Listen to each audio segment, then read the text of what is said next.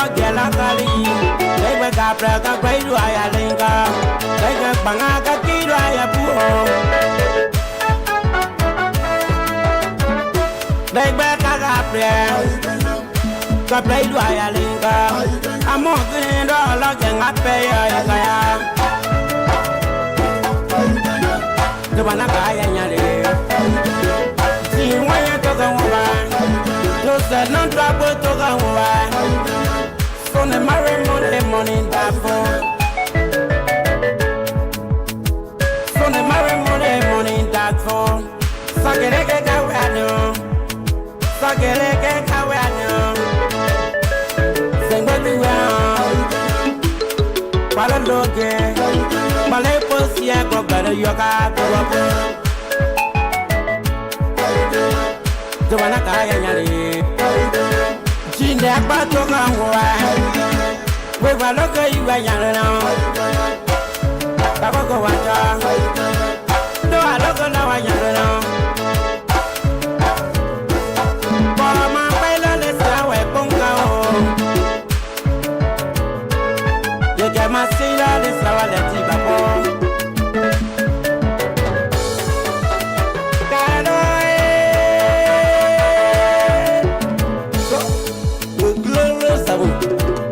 I go.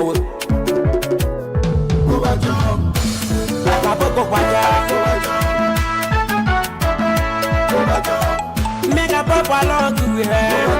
Carbon for a go, Pado to be there. What about the way to walk over Messago? Go on, go up in the car. Go about my love.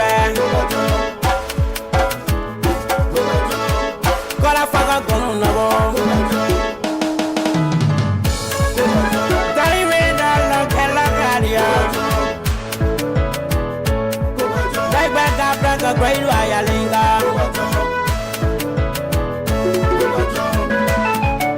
Why? Say, plan para Penaya. I prevese so no ya la baba.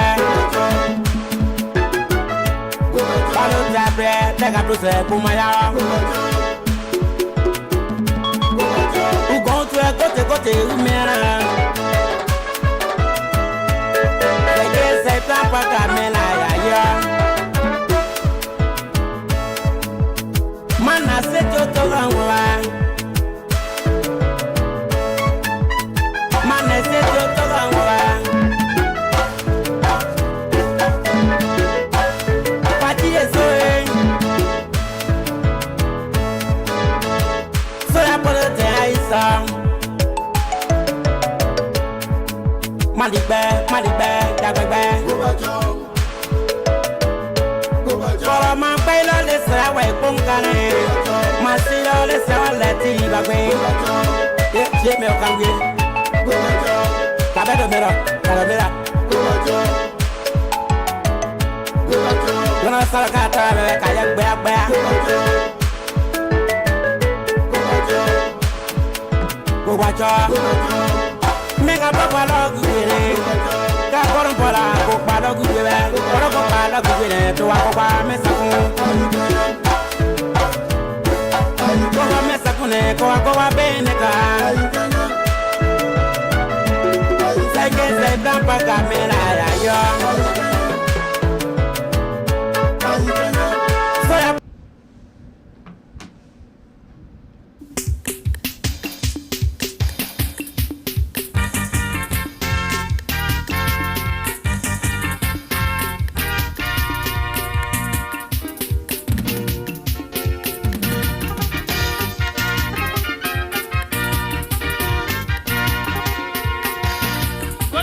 Koto, Sanaga Babae.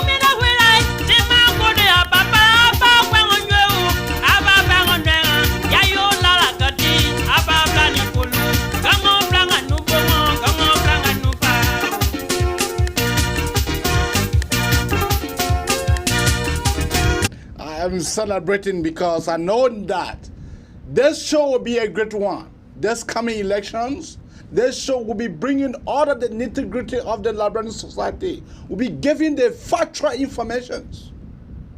As you know me to be someone who disseminates the information pretty much well. I'm back. The Unze Abraham is back.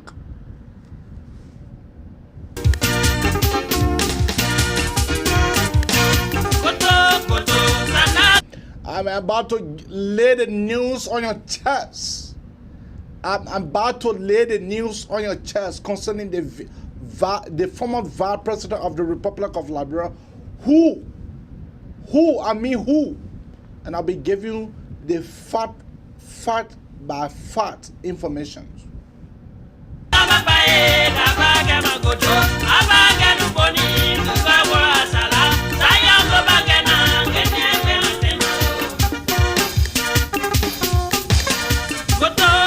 The former vice president will be naming Rescue 2 on the 28th, but I already know who that Rescue 2 is.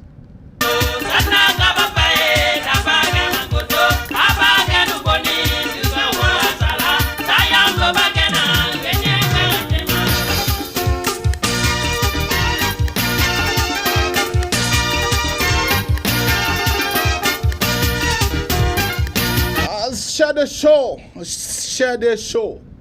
The magnificent Abraka Talk Show. We are back. Share the show.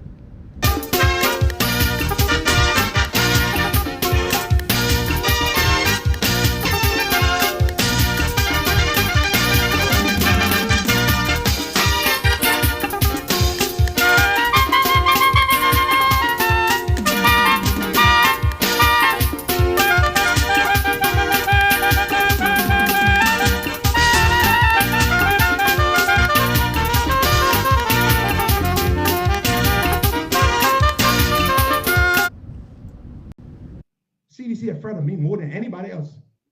CDC afraid of me more than the other people there. Somebody both say, we won't be VP. They've been allies with CDC. We don't even trust them. Eh? The Jeremiah Kuhn man that leaking information or paying people to talk nonsense about me. Eh? He was there. Y'all want us to attack? Seriously? Y'all want that? No, cause let's be so. Let's attack. No, let's harvesting human parts, human organs to ship abroad to sell. You want us to talk? Cause you harvesting human organs. You sure? Let's just remain on this one. When you talk, then they say, don't even try it. 0770-102-102. Nonsense. Y'all just try me. I will destroy y'all. You think I'm supposed to be anything? I did not put myself forward. I don't have to be. I don't need to be. If this is what God wants, it will happen. I didn't put myself forward. Right. I do not support the vice presidential ambition of Brother Costa. And I have made my reasons very clear. Crystal clear. I am a crusader of generational change. But generational change does not come through generational unpreparedness and over ambition. I want you to put those two in quote. Brother Costa is qualified, very brilliant, with a lot of energy. He has a history of sacrifice and struggle, and I commend him for that. But I believe it is not the right time for him as a person to express such ambition. Whether it is people who are petitioning him or preferring him to go with the vice president as a running mate, it is their right. It is Brother Costa's right to expire for that post. I have no problem with that. It is Vice President Joseph Boaka's right as well to pick him. But I do not support him for the following reasons. Number one, Boaka and Martina. I want you to look across the sub-region, right? Let's go to Sierra Leone. Let's go to Ivory Coast. Let's go to Guinea, Nigeria, Ghana, even the great United States of America. Before the vice presidents in these countries could be preferred as quote-unquote running mates, Who were they? What were their histories or their records in terms of public service? The first thing is, I have said to Brother Costa bluntly, he does not have the public service record. Nobody should deceive you. Nobody should deceive you that the vice presidency is ceremonious. The vice presidency comes with complex and opulent tax. You need someone who is experienced. You need someone who has been in public service. Let's look at Vice President Joseph Boakai, in fact, before Madam Sirleaf even preferred him as her running mate. Look at his history. Look at the U.S. Vice President's history. Kamala Harris, where did she come from? Look at the Vice President of Ghana. Look at his history. Where did he come from? The Vice President of Sierra Leone. Look at his history. So nobody should deceive you that it is a ceremonious post. Anybody can just occupy it. The Vice President, according to our Constitution, is the next in line to the presidency. Brother Costa is qualified, but he's inexperienced and he does not have the competences required to occupy that post. That's number one. Number two, politics is science. Politics is science and not guesswork. So let's look at the data, for example. I followed Brother Costa in district number 5 when he ran against the pastor. I've just forgotten his name. District number 6. The pastor is Reverend Endos or something like Endos. Right. Yeah. Samuel Endos or something like that. So here's the data, Boakai. We can't deceive ourselves about this process. We have to be honest and real to ourselves. Let's be truthful, right? So if we want to be scientific, our point of reference to justify Costa's political strength is the 2017 data. In that process, he was tested scientifically. So what did Brother Costa get? Now, I just want to reference the data, right? I know a lot of people are listening. They want for Costa to be the running mate to JMB, but I too have a different and clear position about why I do not prefer a brother of mine at this time. I'm not saying he's not qualified, but here is his number. For example, Endos got 18,489 votes, 45.2%, while Brother Costa got like 3,287, which is 8%. So statistically, his political strength is 0.08. The next point I want to make, Boakai, is whether he becomes Boakai's peak or not, but Boakai himself does not need Costa to win Maserado. Generally or relatively, Costa's base is Maserado. He's very popular in Maserado, but not popular than the main candidate Boakai. I hope you understand what I'm saying. Boakai and Costa in Maserado, Boakai is popular than Costa. As per the data, Boakai got over 155,000 votes in the very same Maserado where Costa got less than 4,000. So does Boakai really need Costa to win Maserado? No, he does not. What does he need? He needs a county that he didn't perform in. Say, for example, Nimba. He underperformed in Nimba. Nimba is a vote-rich county as well. He needs Bassa. He underperformed in Bassa. So he needs somebody from either of these bases. Block politics must not be overlooked in this process. Block politics must not be overlooked in this process. So if Boakai contested 2017, he didn't win Bassa or he didn't win Nimba, right? But he won Maserado. He got far more votes in Maserado. And he wants to prefer someone who he got far more votes in Maserado then why he can prefer someone from Nimba or Bassa? Does that make sense to you and Martina Boakai? I don't know what I'm making sense, but I'm telling you that Boakai as a political leader of a party and a presidential candidate does not necessarily need, I'm not saying he does not need Costa support. That's not what I'm saying.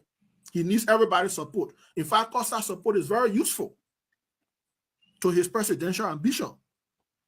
But to get votes in, Boakai is the most popular politician, I just told you. He's by far popular than anybody in Montserrat County. For Mr. Weah to have won the election, he had to win 2 elections. Now we are not following the trend, Boakai. Let me tell you, Liberian people, the trend today since 2005. If you look at the statistics, I have been analyzing the statistics, right? If you look at the statistics, nobody has won election in our country since 2005 without winning both Montserrat and Nimba. Nobody. You must win Nimba and Montserrat together to win election in Liberia. Look at the trend, 25, 2011, 2017, coming up to now. You must win these 2 counties. For President Weah, for example, to have won the election, 62% of his total vote came for Montserrat alone. So if this Boakai is already popular in Montserrat. My name is Kelvin DJ Matadi. I'm the vice chair for President Public. If you come back to us this time. Okay, it's my pleasure to invite all of you here this afternoon to address certain cardinal issues I believe will not cater well for the CDC, their government. The first thing is, why did the MDR and Nimba give support to Weah, President Weah? We give support to him because we believe that being the world best, European best, African best, and being UNICEF Peace Ambassador and Peace Ambassador in Liberia, appointed by President Ellen Johnson at the time, that he will attract international investors and will uphold the rule of law in a democratic dispensation like ours. Unfortunately, after 6 years, this year make it 6, no direct investment in the Liberian Senate. All we do is ratify loan and loan and loan, and all of the loans that Liberia had for other countries before the war that were cancelled through the UP's instrumentality, the Unity Party government instrumentality that were cancelled. We're going back to almost 1.2 billion. You can't build a country based on loan. Hope for change or change for hope is a fiasco if there is no direct foreign investment that will provide jobs. You got 500 and some million people now, but on the payroll you got only 70,000. So it means the bulk of our people are unemployed. It means the unemployment rate is the highest. And that can also contribute to crime rate. Now, we looking at this would-be peaceful man who is ruling this country, not leading, because he's not following the rule of law. For example, there is a law we pass, the code of conduct, that anyone who wants to contest the elected post must resign 1 year before. When that law was passed and is still in existence, there is no way for the president to pass an executive order to cause people to resign now. It's in violation of that law. Complete violation. Apart from that, I'm giving you reasons why we cannot support the CDC and what is happening now. Apart from that, President Weah wrote the Senate asking us to grant permission to attend note. We granted that permission in 2020, around about, and they printed $64 billion. The first consignment came, nobody saw it. among the first consignment of 500 notes, we only saw that 500 note with Thomas Fowler as he was dividing the money. And at that time, something wonderful happened. The vice president of this republic, President Weir's vice president, told the Liberian people, I'm sure you were there, it's recorded, but I have it recorded, telling the Liberian people, these people, the money they stole, that's why they're giving back to you to buy votes. If the money, don't vote for Thomas Fowler. You are in the government as a vice president, right? And you are seeing the government stole money, and that's why they're bringing back to the people to buy votes. So what is she doing in a roguish government? I don't understand. Then that money, when printed up to today, the last consignment of Kenya got $1,000 a money. They have not asked the public to go and change the money from the old notes to the new notes all over the country. They have not done that. They are sitting on the money, spending the money anyhow to buy a crowd and to buy votes, to pay for people. That is what they are using among some of our officials in Nema to go against, which is impossible. Nimba is suddenly on the ground and they determined not to vote for Weir. Now, apart from that, mysterious debts. This thing happening cannot encourage us to support him. When we signed the agreement 2017 October, it ended 2022 October. We finished with them. They asked us to sign a new agreement. We said no. With all of these things which I'm now telling the Liberian people through you, they are not encouraging to join you. They are not encouraging. And also when I was threatened, you remember on VOA, I was threatened, I reported to him. His response was to go in the church and insult me. I'm a killer, I'm a crook, I'm a duper, all kind of talk he talked. I wonder when did he know that? When he was coming to this house every day, begging me, falling down to my knee, talking to Nigeria, had a prayer, came back, became president. Is that my pay? Well, I leave that over. But we are not encouraged to join such person. Apart from all of what I've already explained, Liberia has become a drug transit point. A drug transit point. From Colombia, Jamaica, all that, you know, you're from Jamaica. And this is why they do that, they smoke, they manufacture these things. $140 million drugs, container, cocaine, hard substance, can never enter this country, believe you me, without the government and its agents knowing about it. They are the importers. To destroy our children here. 140 million. If the American did not discover it, to book it at a port today, we will not discover it. The question is, how many of those kind of drugs came here that were not seen before the last one was caught? Then, the State Department, you know, when the State Department speaks and indicts a government, that means that the American government indicting that government. The State Department came out and talked about extrajudicial killing, but this government is agent. You all know about it already. You're ready. In a peacetime, a nation headed by somebody who's supposed to be peaceful as peace ambassador. Auditors, 6. 1 month, clear them all. 3 children disappear. Killing of the EPS in Nimba. And telling the world that he fired himself 3 times. Do you believe that? Do you believe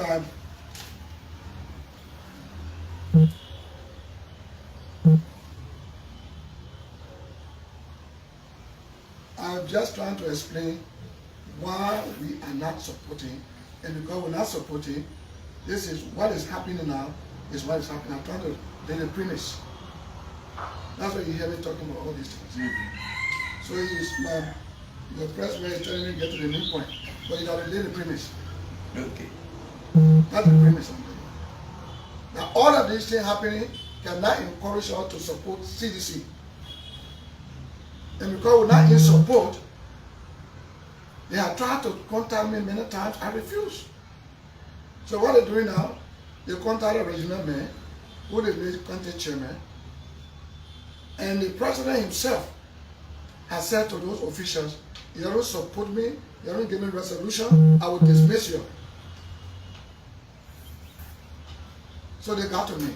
Yesterday at the ministerial complex, from 3 o'clock to 10:30 last night, they were in that meeting. What to do? How do we go about this?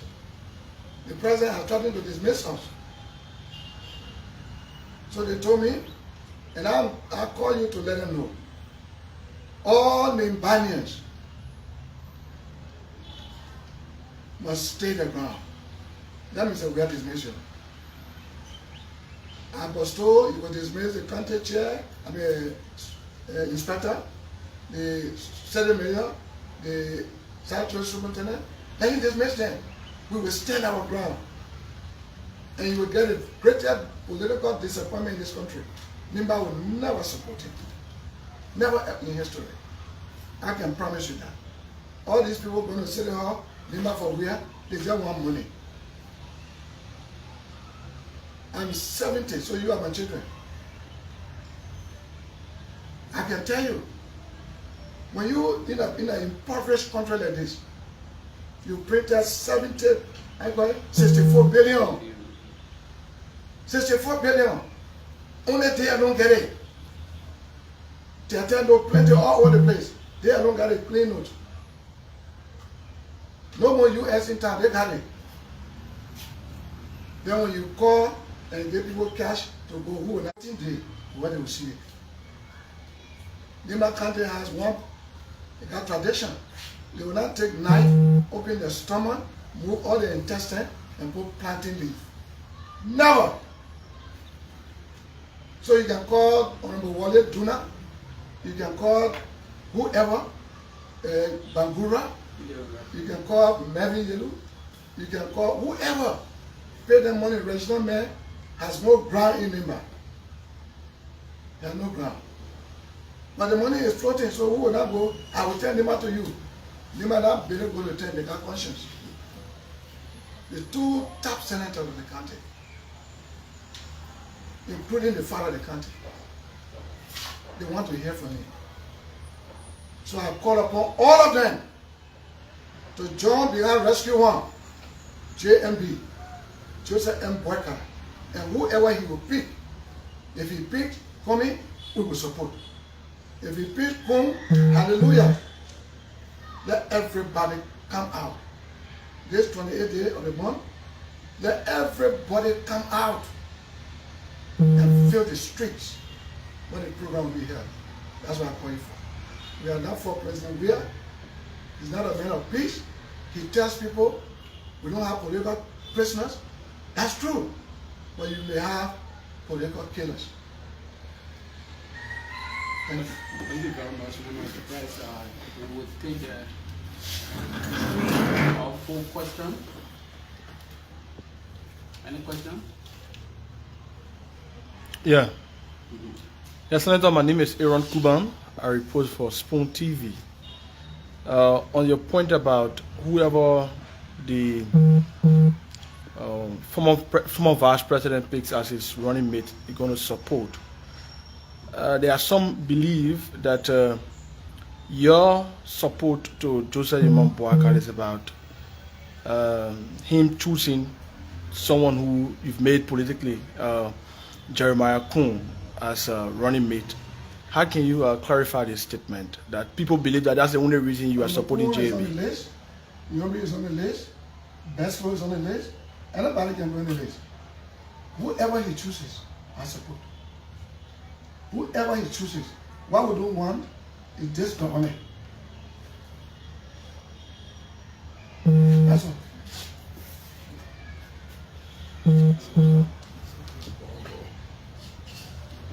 So, I mean, as the first.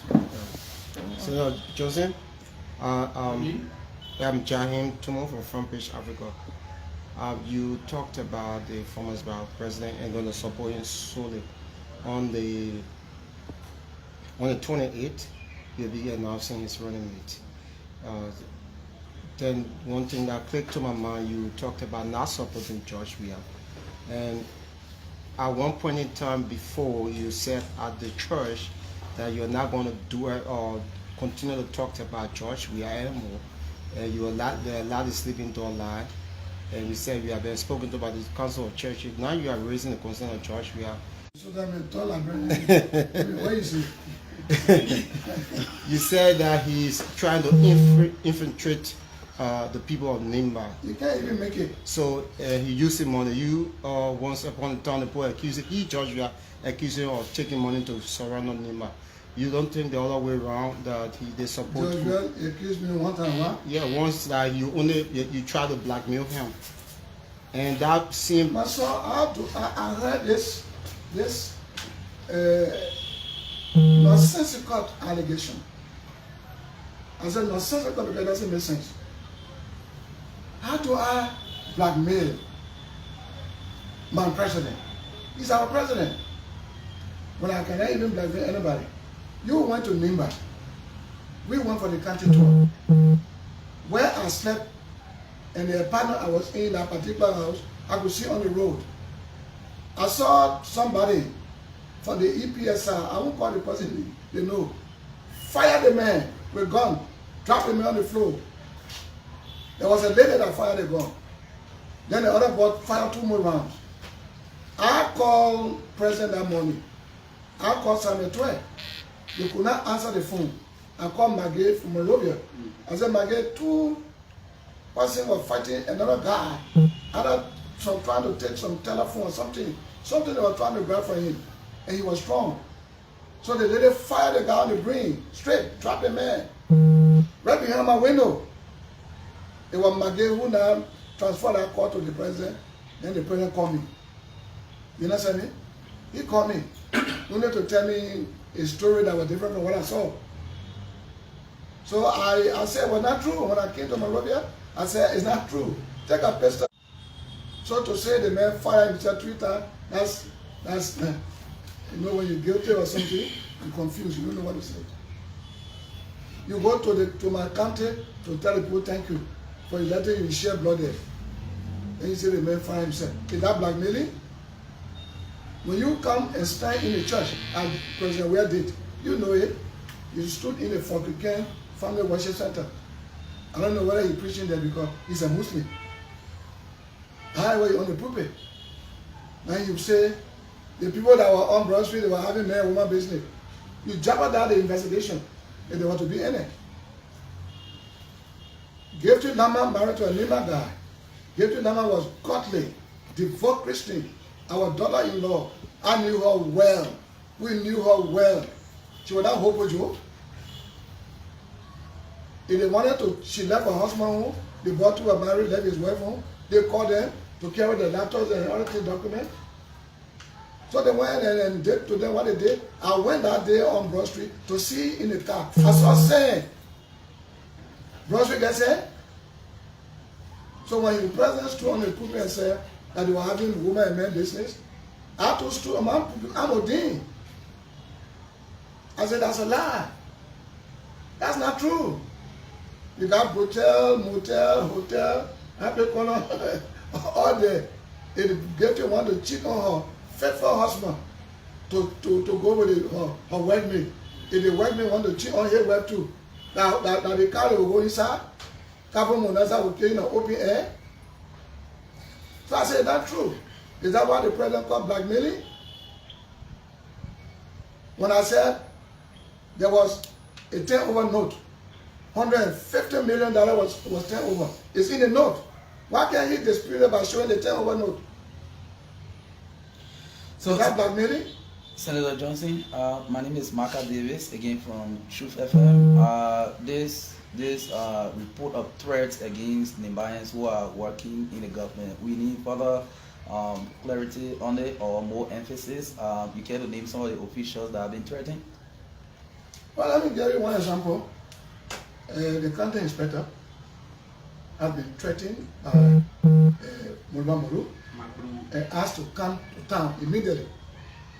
And all other ministers, only one minister, deputy and team. For that reason, they had to meet on yesterday from 3 o'clock afternoon to 10:30 at night. So you see the grave attachment, the concern they attached to the issue. So they told me, and you know the president has said that before, that those of us who decided to go with him, we should take a look at our people. So they do that. And the county chair, was the inspector before, Reginald Man, he had been going to the county, calling the chief, you come, the president is coming, you don't come, he will sack you. He had been announcing that openly. Only to come and find out that Jefferson Koji and that president.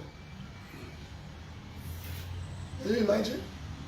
Jefferson Koji, the news threats to gather the people in Secretary. They use threat to gather the people in Sanikoli. And the president coming. Only they found out that the president never came. But you don't use threat. Because they would never vote for you. You know, a neighbor don't support you, you can't win. And our people all around the Republic, they will vote where we vote. So they are desperate. Yeah. Yeah, I just want to come over. So that's it. Yeah. I'll be speaking on Spoon to tonight. All right. Yeah, so let me just ask this final question. Senator, you sound a bit worried that if those officials from your county pledge support to President George Weah, you might likely, lose in the election for the president you support. You sound like you are worried that if those people support President Weah, you might likely lose the election. Who people? The officials from the county. But why the officials are doing my election?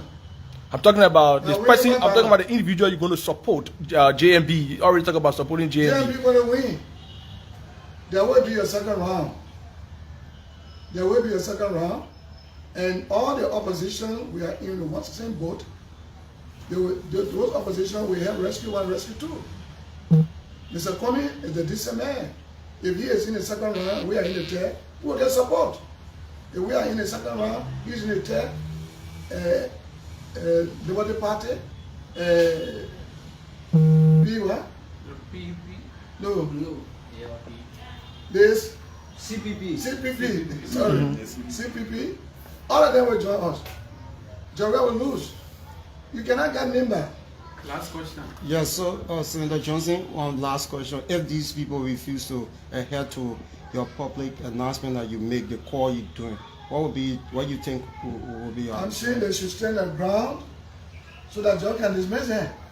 So what if they refuse? Yeah. All they can say, how many of them so far? How many of them? Just few handful. But they have constituents. What constituents? Who are they talking about? Those people that you are calling on to stay that ground. I know those people, they are vulnerable. They got to protect their job and survive. So they have a right within the Constitution to be given job to work. So Edwin Snow, the issue is about when the former vice president lost his mother-in-law, peace to her ashes. George Weah, through Edwin Snow, sent a $2,500 contribution to the former vice president.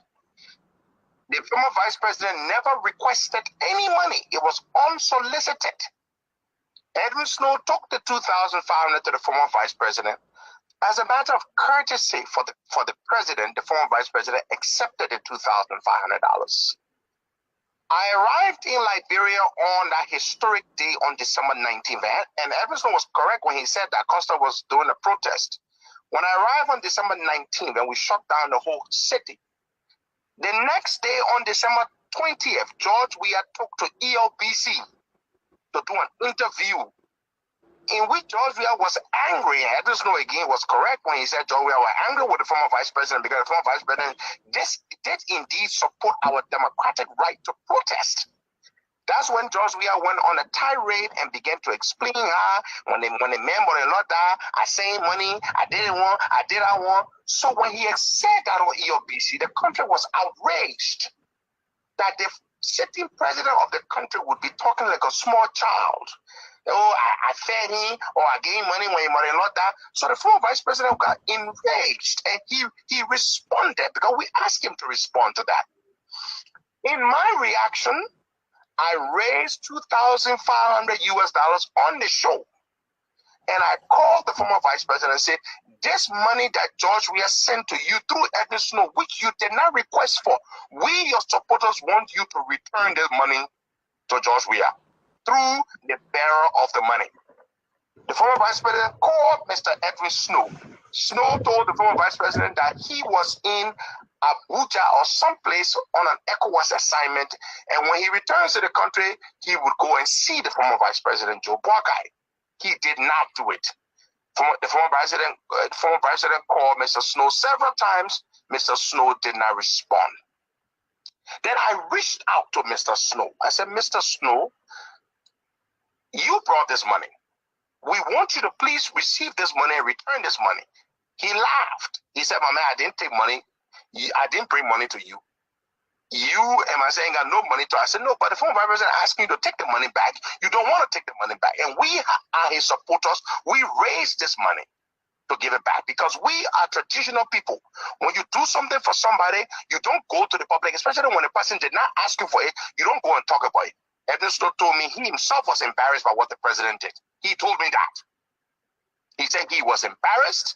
That is the reason why he was not responding to former Vice President Boakai's phone calls. So then I said, you know what? I asked my people to take the money to the former Vice President because I was back in the States. Edwin Snow did not go to receive the money. To date, the money is still waiting. If Edwin Snow goes for that money today, we'll give it to him to carry it back to George Weah. Snow has not gone for that money. The message that the former Vice President sent him, Snow sent me that message. The former Vice President sent me that message also. The former Vice President told him that you embarrassed me. You brought this disgrace to me. I never asked you for money. That was the context. He now explained the context. The man now threatening his life. Joe Boakai used to like Edwin Snow. He used to call him my nephew. Edwin Snow is trying to find a frivolous excuse as to why he left the Joe Boakai camp. Edwin Snow never stays in a camp that is not in power. He always finds a camp that is in power to be in power or close to power. That's not why he left. Let's not be fair. Snow left because Joe Boakai did not win the election, period. When Joe Boakai wins in 2023, Snow will try to find a way to come back, but people like us will ensure that he does not come back around. So the issue of the matter is, I know about this whole situation, about those text messages, because Snow knows he and I talk about those things, and we have the $2,500, and Snow should take that money and carry it back to George Weah. Joe Boakai did not threaten Edwin Snow's life. Joe Boakai was very, very, very pissed off that Edwin Snow brought the money. And when Weah went on radio and tried to embarrass the former vice president, he wanted the money returned, and Edwin Snow refused to receive the money and take it back. You brought me money that I did not ask for. I'm asking you to return the money. My supporters are asking you to return the money. You refuse to come for the money. So, Stanton, I want you to ask Edwin Snow, why didn't he go to receive the $2,500 from Ambassador Boakai and return it to George Weah? I want you to ask him that question. Okay. Costa, we want to say thank you. Edwin Snow heard your question. You can just pause a little bit. We have to go to Edwin Snow. You have confirmed the text messages was actually from Jose Yiman Boakai to Edwin Snow. Let me ask you, why did you include Madam Salif's name in a Facebook message to Edwin Snow? Costa is off. Yeah. All right. Edwin Snow. Going back on, because that's a better line. So put Costa back on. Let me say why he called it, why he referred to Madam Salif now as God. Put him back on. Let him finish. Then when you finish, Kenton, I demand that you play the recording I just forwarded to you. Don't tell me to send no James. I don't have James' contact. I got your contact. You play. Yeah, but you gotta listen now. Snow, listen. When he's on my phone, I cannot forward it to James. Okay. So I'm okay. I don't have. I using one number here. Just hold on. Costa is calling back. Hold on. Pedro, you guys gonna take us to 1 a.m. in the morning, but it's good. Talk to us. The question was, why did you include Madam Salif in a post concerning Senator Snow? Because I heard Senator Snow say, and he kept trying to make it a point, that the fact that Ellen did not support Joe Boakai means that there's something wrong with Joe Boakai. Whereas Edwin Snow knows exactly why Ellen did not support Joe Boakai, knows the truth, but he's playing the fool. And he's not a fool. Now, I'm not a fan of Edwin Snow, but this much I will tell you. Edwin Snow knows the politics of the day. And he knows very, very well. For him to sit there and make it look like, and the reason Ellen did not support Joe is because it has something to do with Joe. Ellen did not support Joe because Ellen knows that she and Joe did not steal the Liberian people's money together, and that she felt that Joe would not protect her. She went all over the place telling everybody Joe was not giving her assurances that he would protect her. And Joe kept telling her, "But Ellen, what did you do that you need protection?" And why did she support George Weah? George Weah went all over the country telling people that I will protect the president or the former president. Now, Edwin Snow is trying to make people think that his support and Ellen's support, without their support, Joe Boakai cannot be president. That was what I was telling. Go tell you and your God, Ellen Johnson Sirleaf, that unless Ellen is God, which she is not, we will win the presidency in 2023. And you, Edwin Snow, my dear good friend, you will be right there. You will be well and alive, and nobody will do you any harm. You know Joseph Boakai could not do you any harm. You know Joseph Boakai cannot kill a fly. And for you to try to make it look like your life is at risk, man, Edwin, come on, man, stop playing that game. Joseph Boakai will never harm you, never. So don't. Edwin Snow, Costa is listening to you. Edwin, Costa is listening to you. My response to Costa is for you to play while I say this, Stanton. Play while I say that's my only response I have. So Joe Boakai did not condemn tribalism because Joe Boakai is a sadistic, unrepentant, unapologetic, tribalistic old man. That is what Joe Boakai is, and that is the only thing Joe Boakai knows how to do because he exploits tribalism. So, well, I say,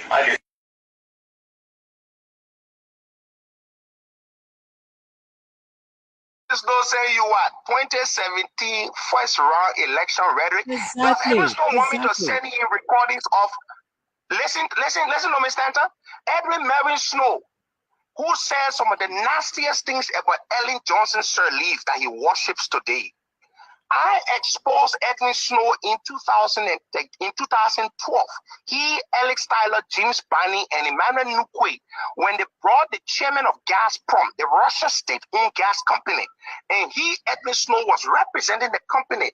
I exposed him, and he came up publicly and confessed to the nation that Ellen didn't want him to own his own private jet, that he brought his investor, and Ellen left him in a Palawa hut. Ellen was something that they own the country, and blah, blah, blah. The same Edwin Snow that called Ellen, that called Rob Sirleaf an enemy of the country.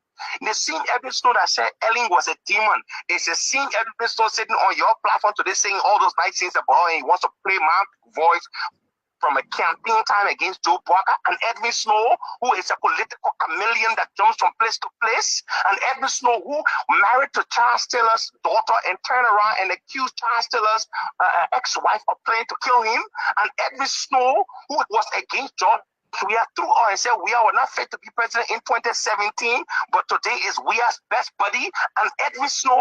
Oh, come on, Stanton, man. You don't know Edwin Snow. Welcome to Liberian politics, my brother Stanton.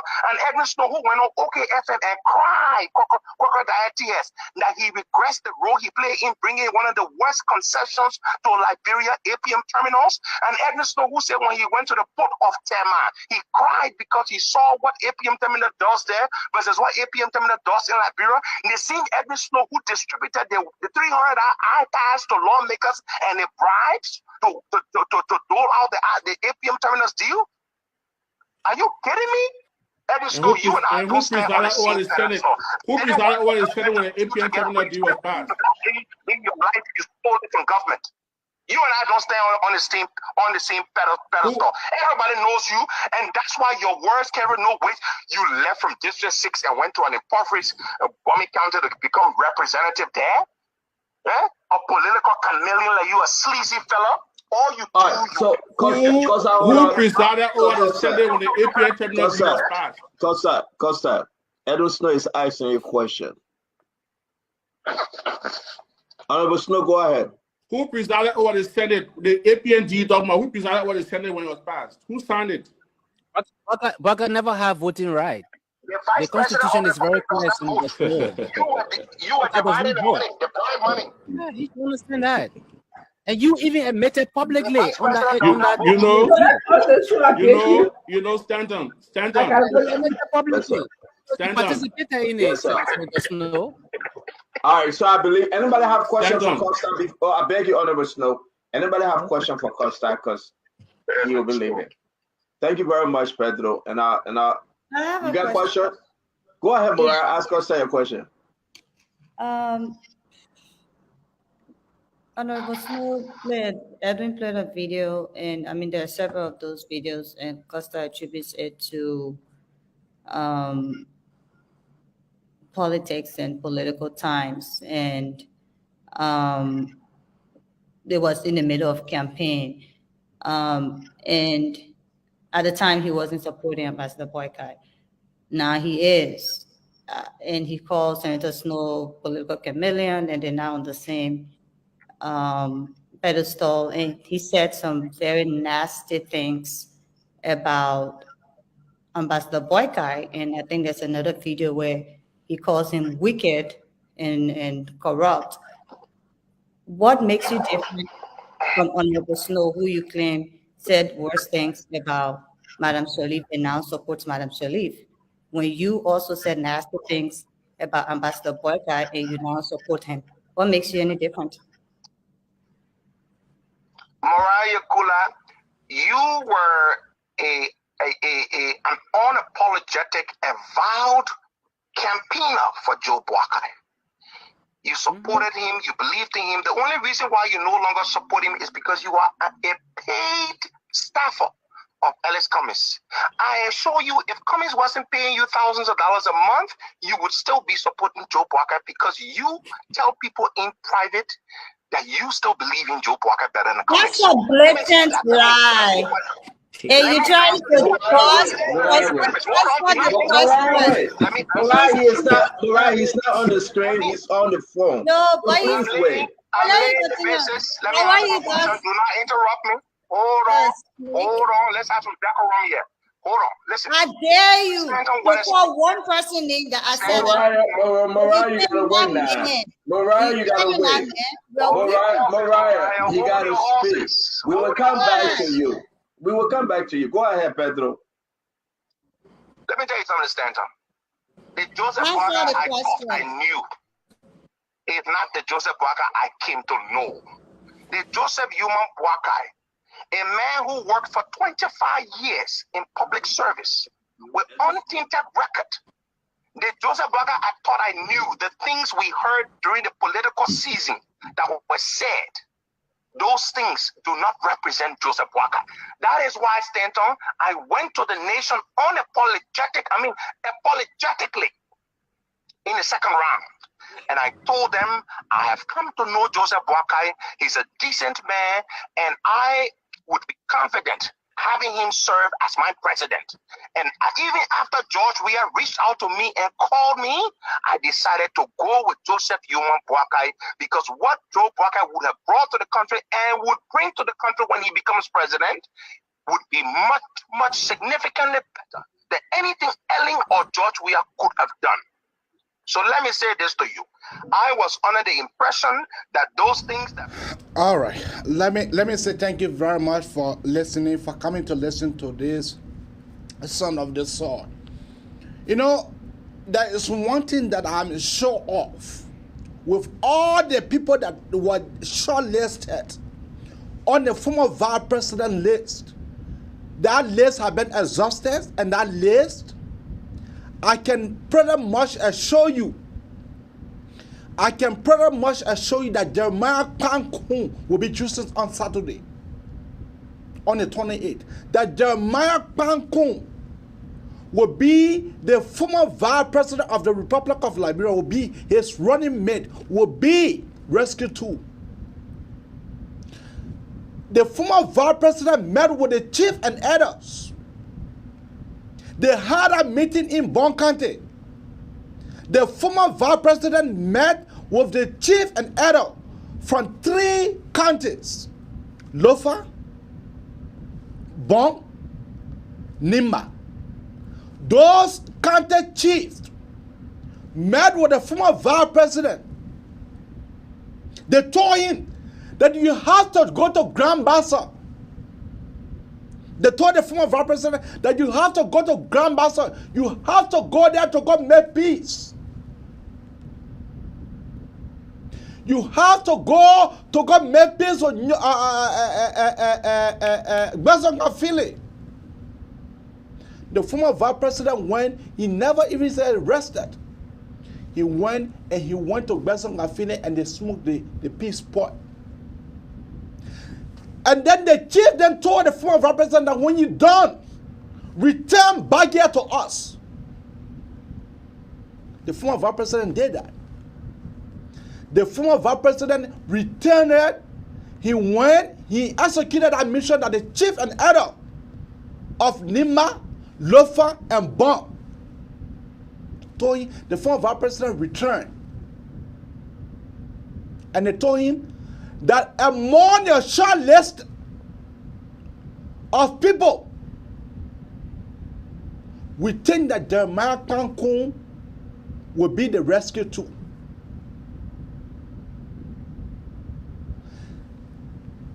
And the chief and elder, people thinking that the chief and elder in our counties, they are not informed of politics. That's how some of you guys think. But the chief and elder, they were able to explain to the former vice president. And the former vice president saw logic.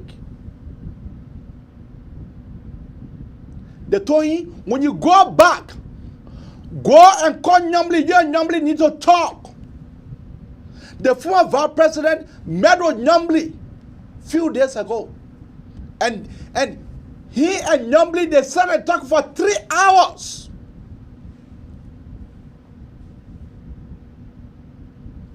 They talked for 3 hours and Nyambli told him, former vice president, I will support you whosoever that you choose.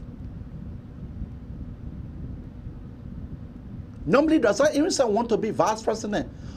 Realistically speaking, according to the intel, nobody want to be the first Senate pro tempore, the first female Senate pro tempore.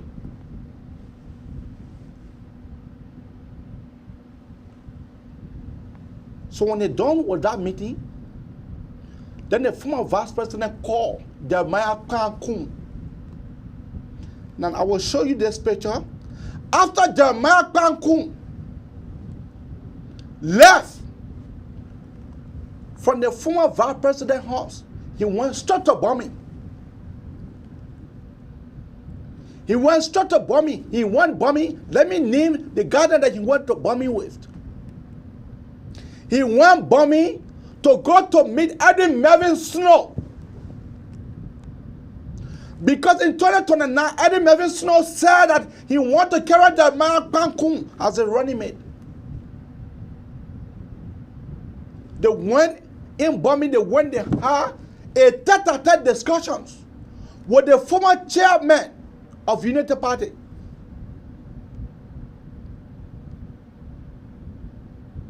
I'll be displaying pictures here for you guys to see what I'm saying.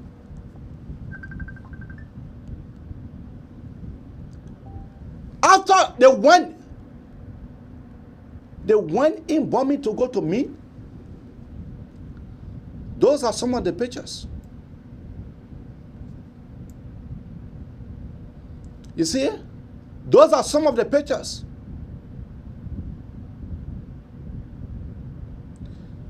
You see the former chairman of Unity Party, Womape. You see Womape here was bug because Womape was taking notes. Womape was taking note. Womape was taking note.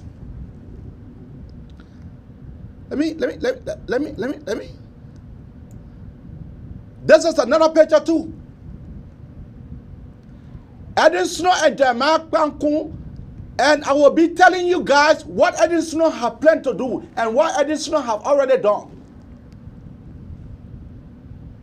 Edwin Snow have pledged his support to the former vice president. Edwin Snow, a few days ago, Edwin Snow went to the former vice president's house. He went to go beg. He went to apologize to the former vice president that the former vice president should forgive him.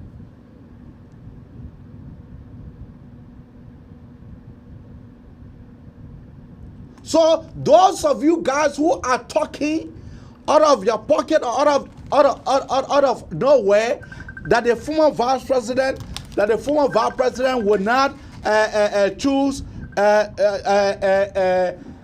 Jeremiah Kwankun, you guys are blatant lying. Here is the picture after the former vice president gave Jeremiah Kwankun the green light because Jeremiah Kwankun need to be in the know before the 28th. So right away, Jeremiah Kwankun, after that meeting, Jeremiah Kwankun went to Bommy to go to bust the news to Eddie Melvin Snow. Let me.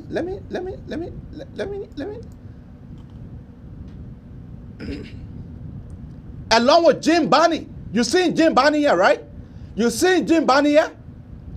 This is Jeremiah Kwankun, this is Jim Barney, this is Eddie Melvin Snow, and this is Wilmer Pay.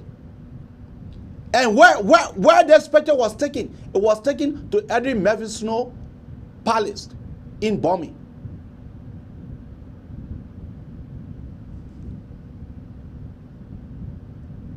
Snow had already went to the former vice president. He has already apologized to the former vice president. Here is another picture too. Here is another picture. Here is another picture. Here is rescue too. Jeremiah Kwankun. You can see the happiness in Jeremiah Kwankun here. So those of you guys who are talking, you think wow was the cause for Herman Pedro Costa? For Herman Pedro Costa, after he went to abuse, or after he went to accuse, falsely accuse Jeremiah Kwankun of selling human parts.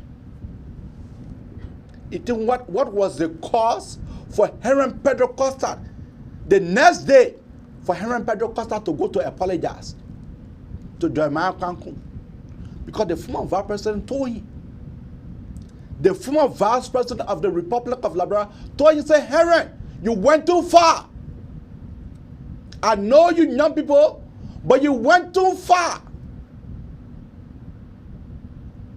You don't know that man could be, at that time the people have not met with the chief, the adult, and the Zodoas of our three major counties.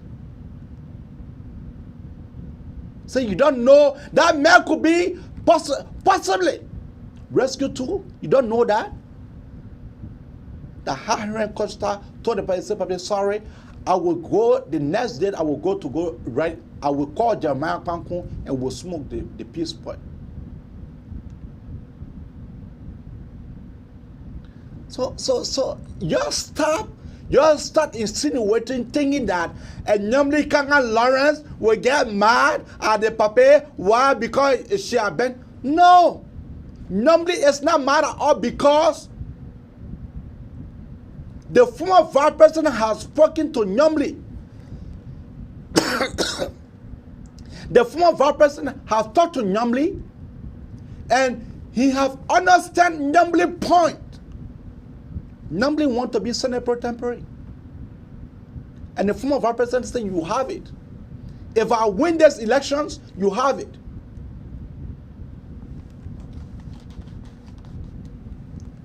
So you should not be insinuating around to say, oh, it will be Numbly. It will be, no. Numbly is out. Numbly is out. And we are only waiting for the 28th for the president to make it official, but we already know. We already know that it will be Jeremiah Kwankun. We already know. So you should not be, is when the public choose Jeremiah Kwankun, it will not be a small force. You cannot be president of the Republic of Liberia without winning NIMA. It's not possible.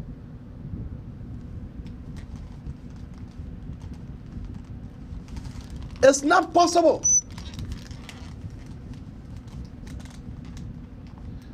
You cannot be president of the Republic of Liberia without winning NIMA. It's not possible. Next to Maserati is NIMA.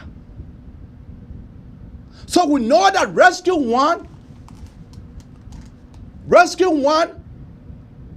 they will fight on Maserati. They will fight. And the way Eddie Mervyn Snow, you guys know that the Senate, the senators, they have something that they call the senator playbooks. All of the senators, majority of the Senate, they don't want to see they don't want to see Josh Manawia coming back.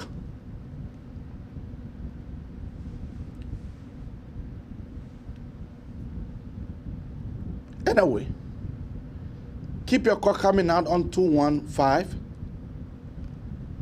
266 6509, or you can keep your call coming out on 612 225 5835. That is the number to call to be part of the Magnificent Abraka Talk Show. Call now or forever hold your peace. Yes, I will pin the number down here. Yeah. Keep your call coming out on 215 266 6509. Or you can better call me on WhatsApp on the same number on 215 266 6509. Yeah, that's the number right there. I only have you one number today. Tomorrow, we have another quarter. Hold on, let me put you through.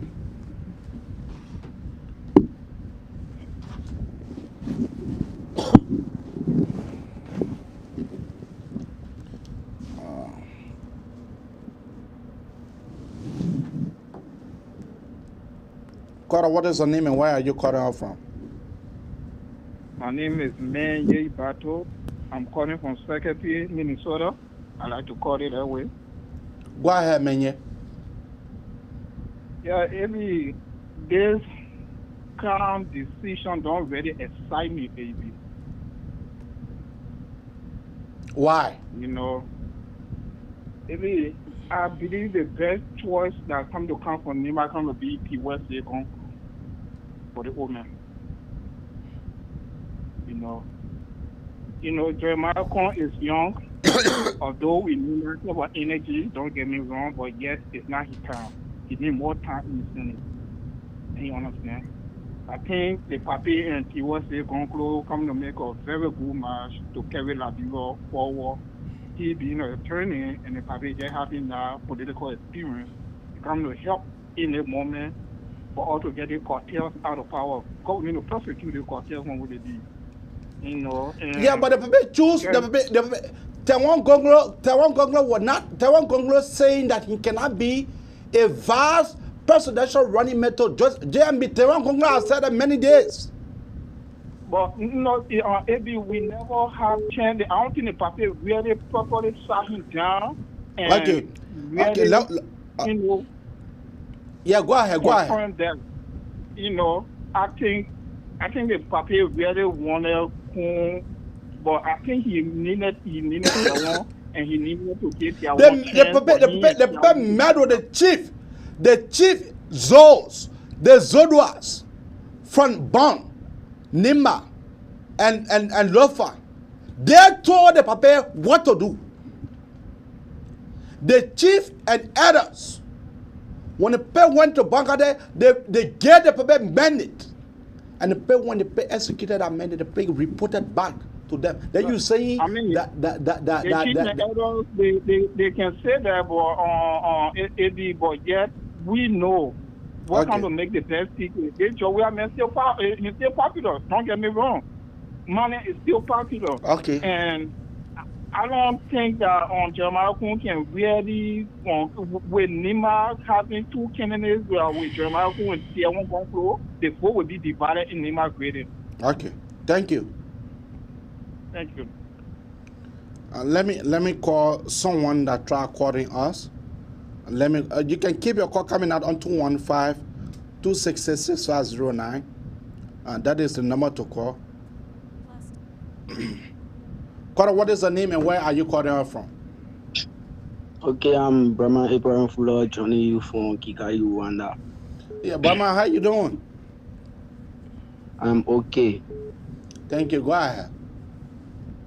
Okay. This is just a short warning to Ambassador Joseph Imam Bouaka on who he will choose comes the 28th of this month.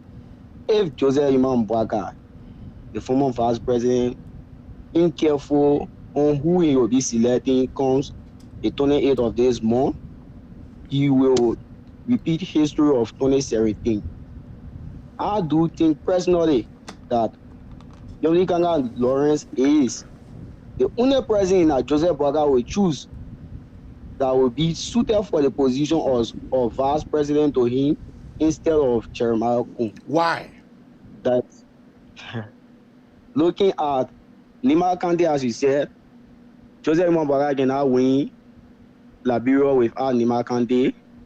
Nima Kante has Prince Johnson, who also is a strong host there. And Prince Johnson now is having problem with the coalition of Democratic change. Okay. In that Prince Johnson is willing to give his support to whosoever that will go into the second round with the coalition. No, and if Joseph Imam Bouaka, Prince Johnson said that he will give his support to JMB. He has said that numerous times. He has said that with our number. Yeah. Okay. And that is still that if Prince Johnson gives his support to JMB definitely will win Nima Kante. Even if he doesn't choose Jeremiah Kun, he will win Nima Kante. But what made you to think that Jeremiah Kun could not be a better choice than would not be a better choice than Nyomli?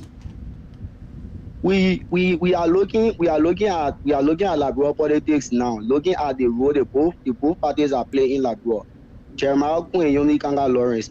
Right now, Yomikanga Lawrence has the number than that of Jeremiah Kun. It is clear. No, I would disagree with you on that. Yomikanga Lawrence, how many votes? Yomikanga Lawrence, how many votes she won with? How many votes? Yomikanga next to Dallas, you know. Okay. Yomikanga was Yomikanga Lawrence along with how do you call it? How you call the former Besson Afine? Yomikanga Lawrence and Besson Afine, they were both in a race. She won. Besson just by few margins. So Nyomli, but yeah is the thing. JMB have called Nyomli, and he and Nyomli they have talked. Nyomli say that she want to be the first female Senate pro tempore.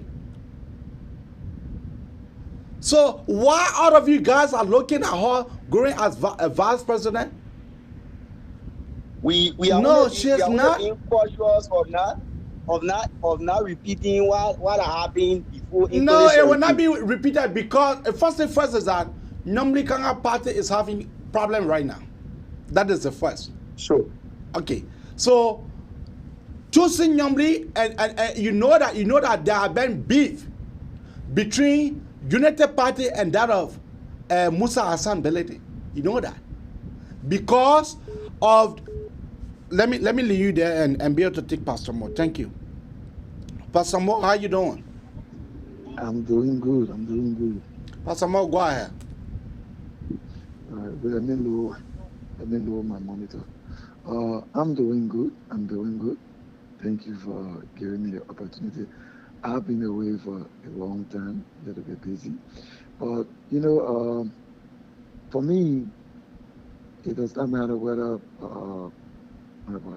Boaka take Nyambli or take Jeremiah Kong, but I believe they all have gone into a meeting, and I believe they have discussed. Yeah. And they're not going to voice anything out or whosoever Honorable Boaka picks.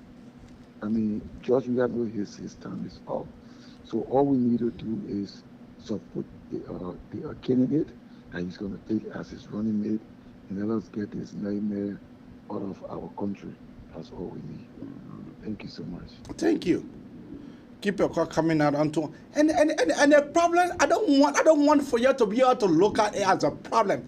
Nyambli, the people have called Nyambli. They were in meeting. Nyambli and the people were in meeting for a good 3 hours. And then you think our former vice president is just somebody. Well, when you pledge loyalty to him, he's just somebody that can just make a quick decision just like that. No. Eddie Melvin Snow of all persons. Eddie Melvin Snow of all persons. Eddie Melvin Snow went to the papi, begging him.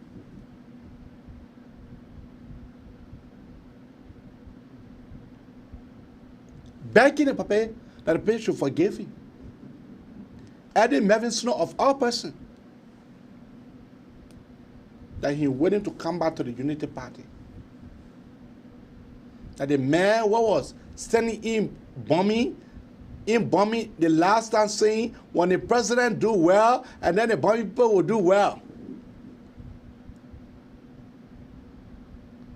Because these senators, the senators then they are assigned. You know, since the 2017 elections, the president has not met with no caucus that he has met with. No caucus. The men meet them individually. They go to the Jamaica resort, they go to smoke marijuana. That's what the president good for.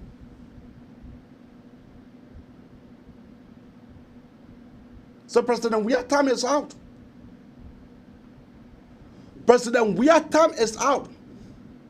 The mayor sent the president does not have sheep faith. This president does not have sheep faith. It was their president that was standing on a pulpit. Castigating Prince Juan Johnson.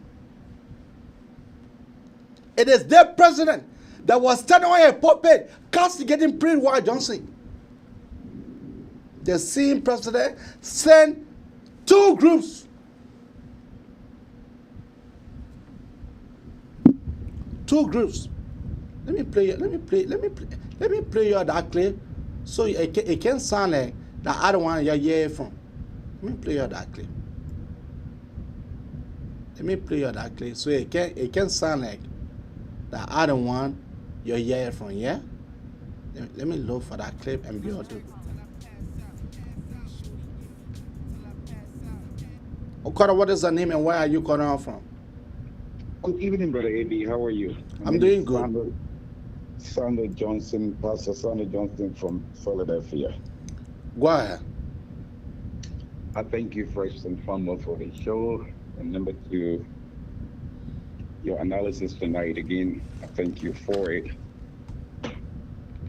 We pray that JMB will go with Jeremiah Combs.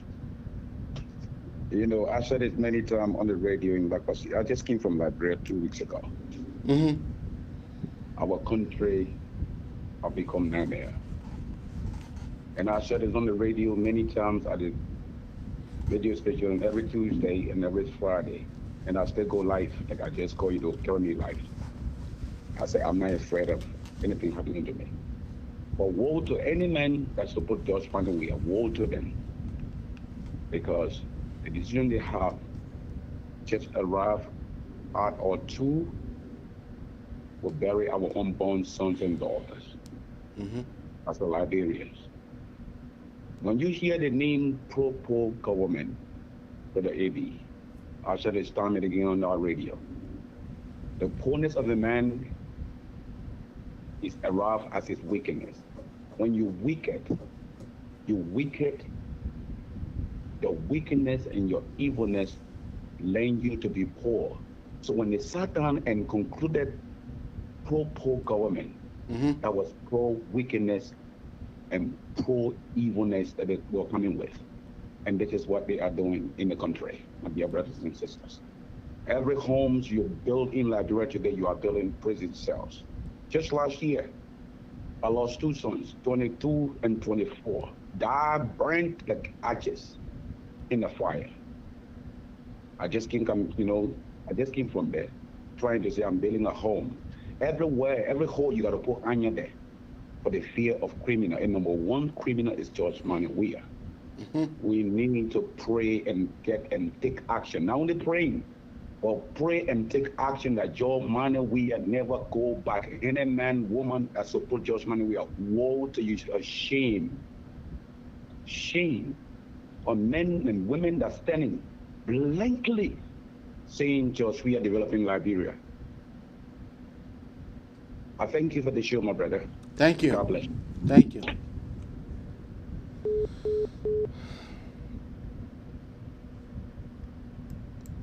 Let me play you guys the clip so it can sound like I don't want to hear.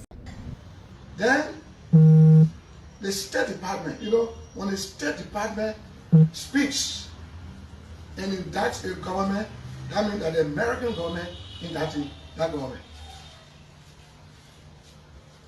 The State Department came out and talked about extrajudicial killing, but this government is agent. You all know about it already. You're ready. In a peacetime, a nation held by somebody who's supposed to be peaceful as peace ambassador.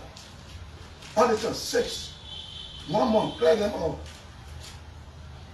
3 children disappear. Killing of the EPS in Nimba. And telling the world that he fired himself 3 times. Do you believe that?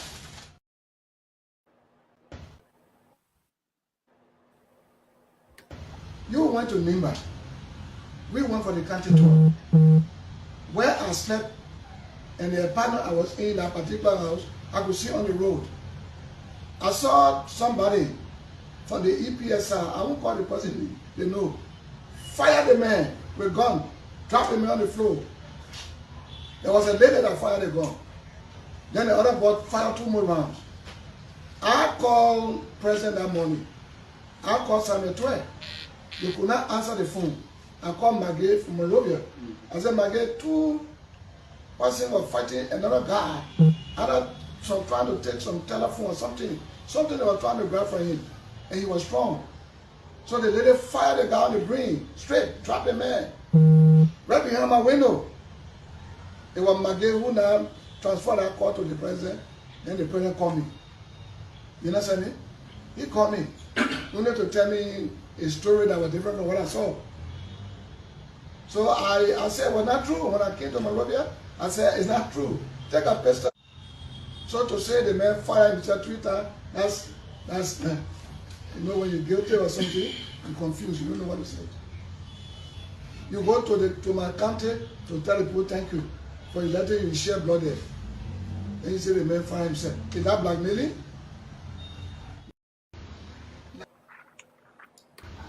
Liberia has become a drug transfer point. A drug transfer point. From Colombia, Jamaica, all that, you're from Jamaica. And this is why they do that, they smoke, they manufacture these things. $140 million drugs, container, cocaine, hard substance can never enter this country. Believe you me, without the government and its agent knowing about it. They are the importers. To destroy our children here.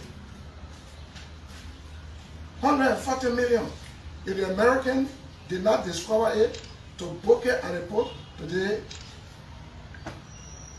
we will not discover it. The question is, how many of those kind of drugs came here that were not seen before the last one was caught? All right. Those were some of the major points that the senator made today, and he's now live on the line. Good evening, Senator. Good evening. How are you? We're good, and we hope you also good. So, you are now live on Spoon. You are live on Spoon FM and Spoon TV, and I'll turn you over to the panelist. Yes. Good evening, Senator. Thank you for joining us here. It's always great to have you. From Monrovia. I said, I get two persons were fighting. Because we are all in the opposition. What we want to see out of this country, out of power, is Mr. Weir, the full-body president. So I'm still ready to answer any question, but this is my opening statement. Thank you, Senator. You said we. Can you just clarify when you said we are in second place? Or you know, the MDR is working along with the Unity Party. Okay, great. There are other prominent citizens that are earmarked to be rescued too. And we have decided as executive members of the party, and the party in particular, that whoever GMB will choose as it is second in command, we will support. We put the country first, and we're not anxious for position. We have a major problem. That problem is massive corruption. That problem is regionalism rather than nationalism, and etc. etc. So to get this government out, we have to unite. And that can come about perhaps in the second round, because there will be a second round. So we are prepared to support Mr. Cummings. I'm sure our father, JFB, when he finds that we are in the third place, he will be glad to make sure that Cummings takes over. And when we are in the second and Mr. Cummings is in the third place, he also will do the same, so that our nation can begin to move forward and we can form a government of national unity. Okay. Senator, are you currently supporting Vice President Joseph Boakai for president for Liberia? I do. Certainly I do. Okay. Okay, thank you. I'm going to move on to Honorable Fagon to ask you his two questions, and then we're going to move on to Hussein UJ Fadiga to ask you, and then I'll come back to me to ask you my two questions. So, Honorable Fagon, can you please ask the Senator your questions? Honorable Senator, can you hear me? I do. I hear you clearly. Thank you, sir. When we were on the county tour, I had left Nimba to return to Monrovia. I could not go any further. I received a call on the morning of that incident, and the call came from Madam Fina Bono, instructing me to inform the Liberian people that an EPS officer had committed suicide. I rejected and refused the call on grounds that you cannot instruct me to inform the Liberian people on what you're saying without giving me the necessary details or without me finding out what exactly happened. So therefore, I rejected it, and she was furious and angry. It was early in the morning. You said it was a woman who pulled the trigger. Without telling us the name, could you say whether she was a security personnel? Could you describe how she was dressed? And did she take the gun from somebody? How did she get the gun? Yeah, but you know, Fina Bono, though she is chief of protocol, she carries arms most of the time. And that time she has arms. So That's it. Thank you. My second question here. Today you said in your press interview, whoever President Bouakai is picked, we will support.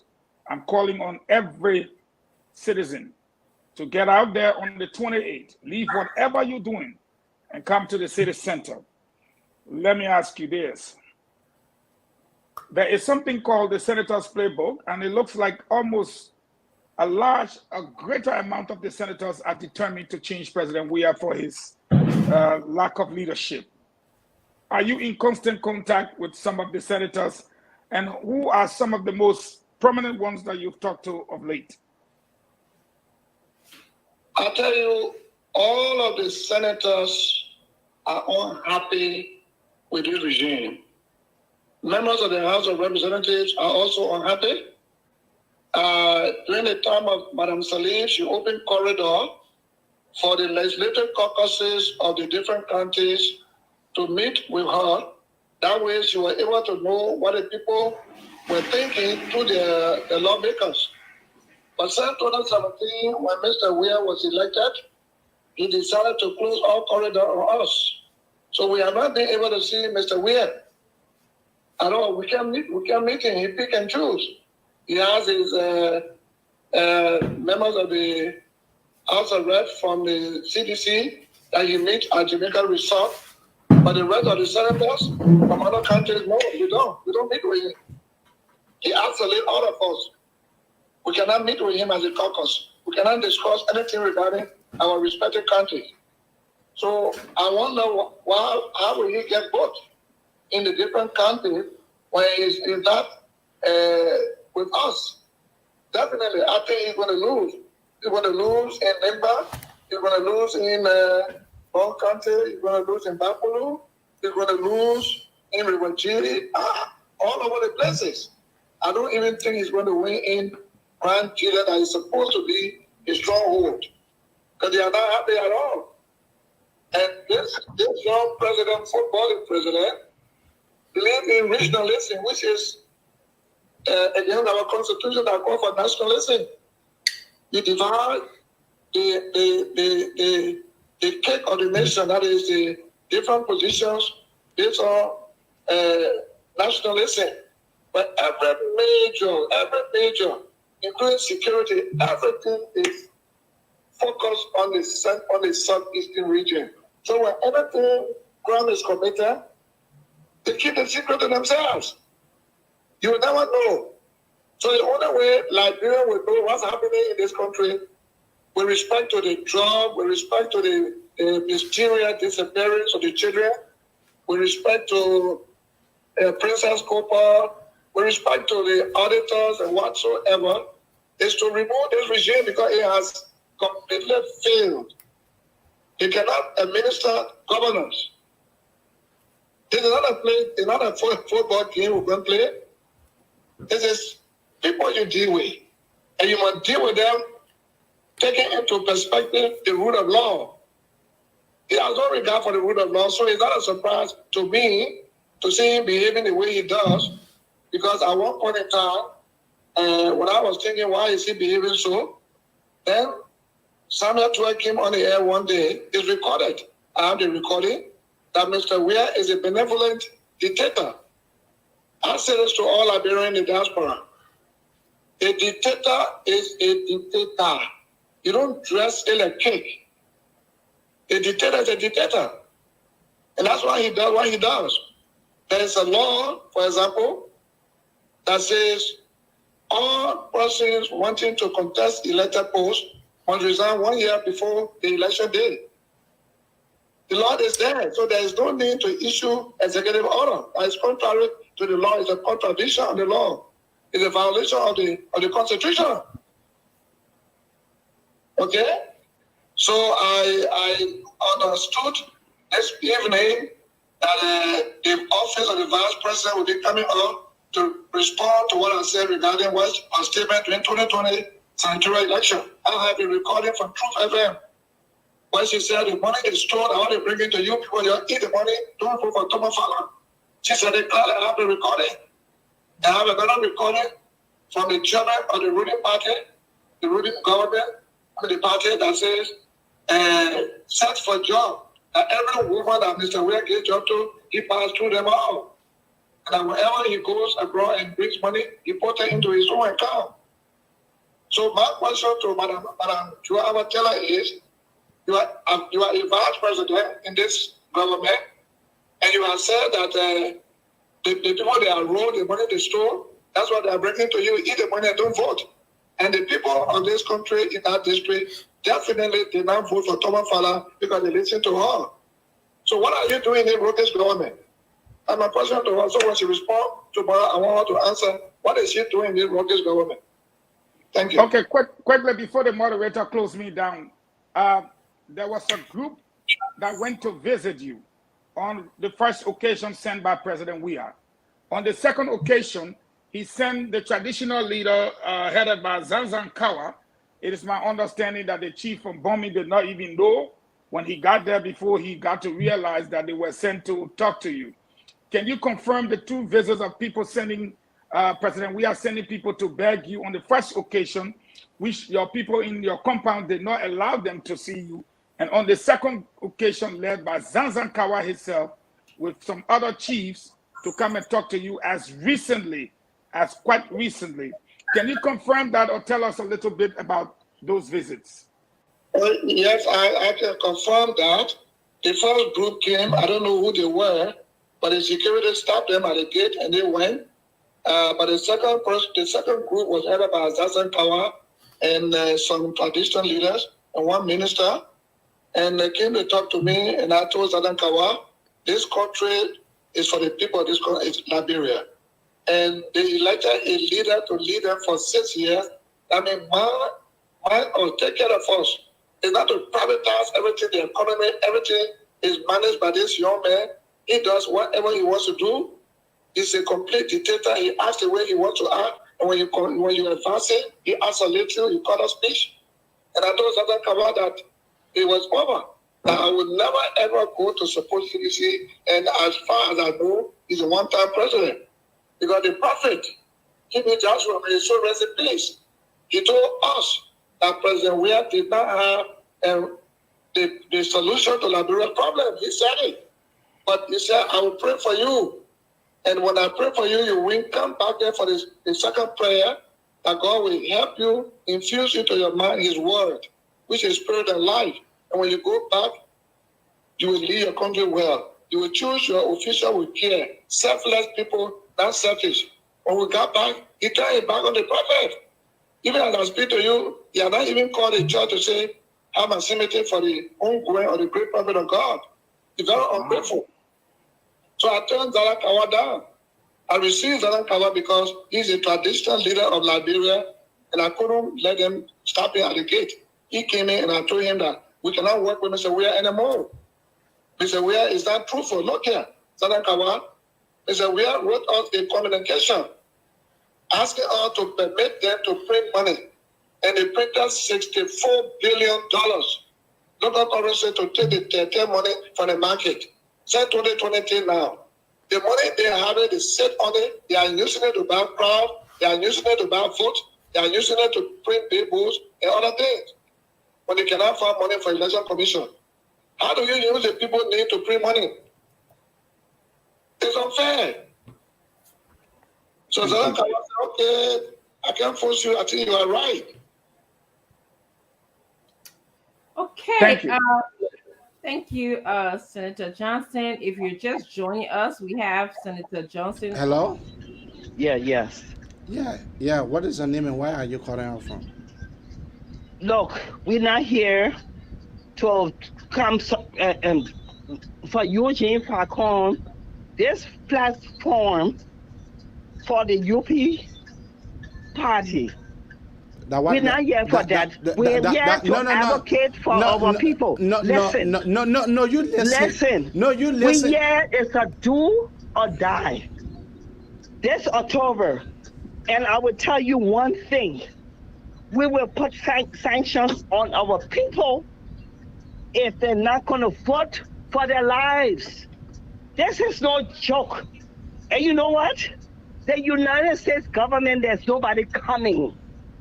These people, the United States government got their own problem. They already told us, seize the moment. And it's up to the masses, the millenniums. Seize the moment for themselves. Ain't nobody coming again. You see what's going on in Sudan and these countries? Nobody coming. Nobody coming. Just preach to our people what they're going through. We can't fight this battle. 6 years? 6 years. What they've been through. So I respect all you guys who advocate. But the fundamental rights is for the people in Liberia. And let me tell you something. If they don't do it for themselves, that's it. Ain't nobody coming. You already see. No investors, nobody coming. And that's a sign. You did what you could. And we're watching you from Washington, D.C. I just come on to let people know. But you know what? I can go home anytime. I will be all right. But you keep fighting for our people. 6 years. It make no sense. It make no sense. Forget about Cummings, the opposition, the masses, the citizens that in Liberia, 5 million people, they have to make a difference and fight for themselves, period. Ain't no Cummings, ain't no biker, ain't nobody. They're the ones have the right to go out and vote like we do here in America. Okay. And if they don't do, yes. Okay. Now you are finished, right? I think it'll be necessary for you to be able to listen to what I'm saying. Okay, go ahead. The first thing first is that this is not a UP platform. To correct you, this is not no UP person gave me money for me to set up the platform. This platform. Oh no, I didn't say that. Oh no, I never said that. Did I say that? No, I didn't say that. You said that. No, you said that. This is not a UP platform. That. Okay, fine. Okay, you're right. You're right. Okay. But you know, you got your I'm sorry. Okay. Okay. The second thing here is that I will play the clips that I feel that is necessary for our audience. The clip that I feel that is necessary for our audience. But it make no difference. Eugene Falcon and all the people you got 6 months ago. What the hell those people that right now is the do or die? Are you kidding me? Whatever candidate you gonna sell, go ahead and do it. Whoever, all the political parties. We ain't care about no Eugene Falcon, this, that. You already know those people. You already know. You are 6 years. It is not Eugene Falcon that I was listening to. It was Spring Wild Johnson. But anyway, thank you. Okay, but I hope you will take my word into consideration. Which are the wording? That's how we'll let to come to the very end of the Manessa Nabraka Talk Show. Guess what? Yeah, on Monday we'll be here to bring you another fascinating topic. See you. Bye-bye for now. But before going, let me play you the song I'm Tired. I'm Tired.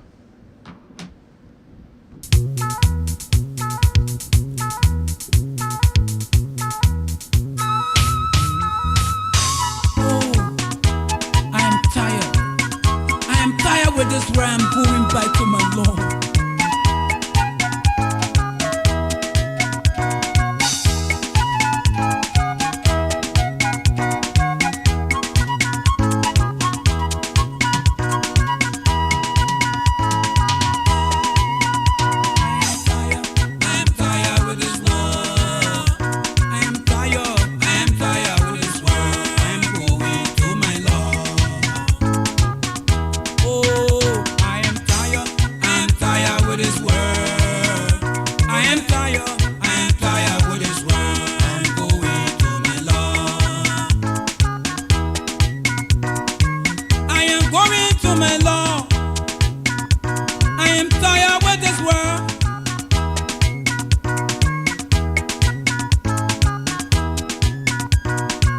Because